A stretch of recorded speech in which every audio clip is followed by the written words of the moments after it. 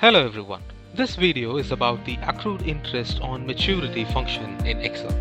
This is a simple and powerful function if you are working with debt instruments. Before we jump into this, I want to clarify that this is the accrued interest at maturity function. If you are looking for the accrued interest function that's used for securities that pay periodic interest, please use the description to find this video which is on accrued interest function.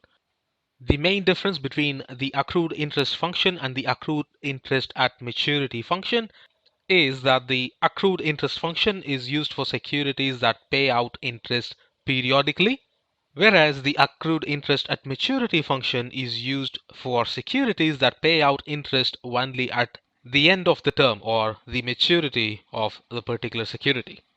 Okay, without further ado, let's look at the accrued interest at maturity function with an example. Let's consider a bond that has a par value of $1,000. This bond has an annual coupon rate of 10%. Note that there are no periodic coupon payments. The borrower pays the interest only at the maturity. Let's assume that the issue date is the 1st of Jan 2021 and the interest is supposed to be paid on 1st of July 2024. So we are looking at a period of 3.5 years. One thing we need to understand about these kind of securities is that the coupon rate of 10% is fixed on the par value. So the interest is always paid only on the par value. There is no interest on interest. In other words, these are simple interest problems. These are not compounding interests. The coupon rate of 10% on $1,000 par value will translate into $100 per year. And this security has a period of 3.5 years. So what would be the interest accrued at maturity? It would be $350. This is a very simple calculation, but you might be working with hundreds or thousands of such transactions and you might want to do this easily in Excel.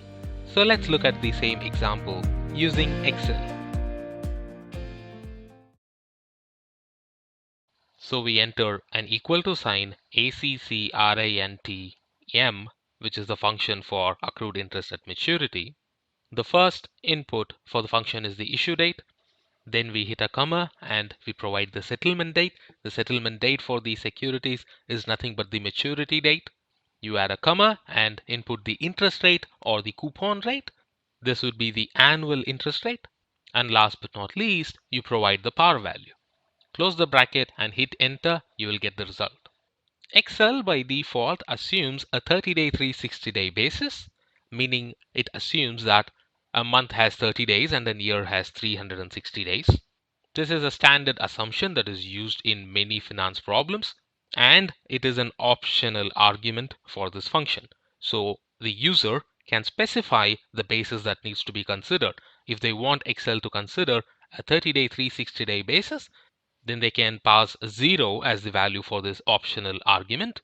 And if they want to consider the actual number of days during the period in the analysis, then they can pass the value of 1 for the optional argument. Note that when I pass the value of 1, the result that we get for accrued interest at maturity changes slightly.